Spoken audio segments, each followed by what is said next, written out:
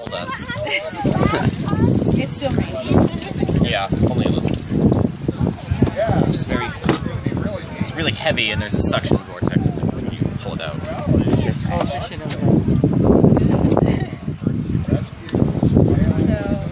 So now, with the ground, you know, it's mainly concrete there, the water can't go anywhere except just off of the concrete. And it'll flow into the next river or any other terrain. So the river increases, flooding can get even worse downstream. And so it's just much easier. And even low-lying terrain can start to go into the low-lying area. So the driest areas were basically the higher positions across the area.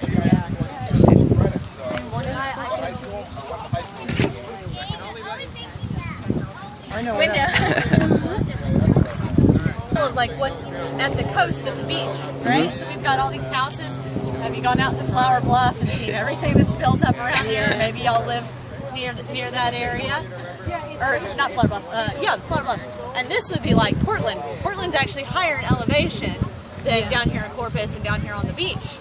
So we're going to talk to you about first storm surge. Have you heard of storm surge before? Yes, and hurricanes. So what's storm surge? A series of waves that go over land and then they get higher and higher. Did you say wall maybe? Like a wall of water? Well, kinda, sometimes. Yeah, it is kind of like a wall of water. So a hurricane generates all these great winds and it's got all this low pressure, right, out over the ocean. And as it starts moving in towards the coast, at first you're going to get just, you know, kind of some bigger than normal waves.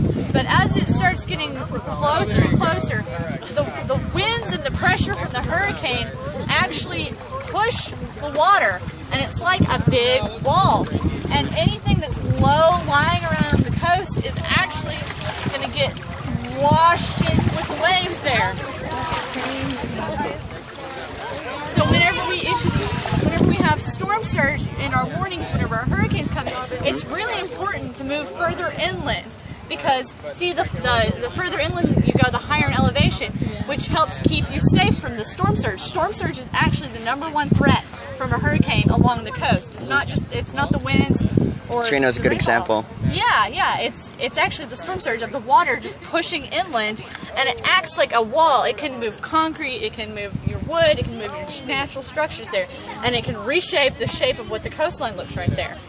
It's a very powerful thing, and so whenever we issue these warnings with the hurricane, ride out the winds, my house is safe, but you really got to think about the storm surge is actually just going to move in there and it can wipe buildings out. If you're like, oh, I've got this elevated on the piers, you see some of the houses out on the actual beach that are raised up there, yeah, that's good for a little bit of flooding, but whenever you get this powerful force of water that's moving inland, it can just wash everything away. And so storm surge is generated by the winds and the pressure of the hurricane. Similarly, we have tsunamis. Lena can tell you about tsunamis here. So tsunami, the difference between storm surge and tsunami is the way that they are generated. The storm surge is generated by the wind and the pressure from the hurricane, but the tsunami is usually due to earthquakes, underwater landslides, volcanic eruptions, or meteor impacts.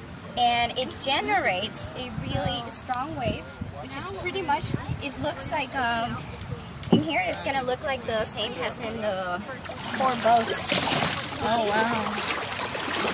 Pretty much simulates the same thing as the storm surge, but the tsunami waves can be way bigger than a storm surge. It can reach even to 100 feet high. So that's really, really high. That's a lot of water. Can you imagine a wave that tall? Yeah, so if you're ever in the beach, you want to know the signs that the ocean will give you to be ready. Yeah. So if you notice that there's an earthquake lasting more than 20 to 30 seconds, you want to go to high ground. If you see the water retreating, like going back, or you see the water pulling over, then you also want to be ready for it because a tsunami could be generated. Also, if you hear a loud, a really loud roar from the sea, that could also be an indication that there's tsunamis going on. And the most important thing is to know that it's not just one wave. It's a lot of different waves. It's correct. It's a series of waves that are going to push in. The first one doesn't have to be the strongest or the most devastating. It could be the second one or the third one because because it's energy. There's a lot of energy being released. So you got to be ready for it. So if you ever notice anything like that, you want to go to high ground, or like in here in Texas, we don't really have high ground. So you want to go to a 3rd floor or higher to be safe. Oh yeah, because the last one could probably be the worst. It depends. It depends on the waves. But yeah, Last the earthquakes, the tsunamis that we had. But one of the biggest one, it was actually in Alaska, and it was about 600 feet high. Wow. That was called a mega tsunami. It was huge. If there was population in that area, it would have been completely devastating. Was that because of that Easter earthquake or whatever in 1964? And a landslide, the ice broke and it fell into Lituya Bay, and it generated a mega tsunami. Wow. So basically it's like doing a cannonball in a pool. Yeah, correct. And it pushed all the water in.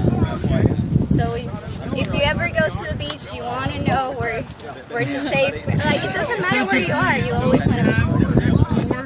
11:45. So make way to the front door, please. We can start it really soon. You have 5 minutes to get to the next door. 11:45. Thank you. So no matter where you are at a beach, it could be in Texas, it could be in the Caribbean. Anywhere you go, you want to make sure that you know where to go to higher ground or a safer place. It's the highest point.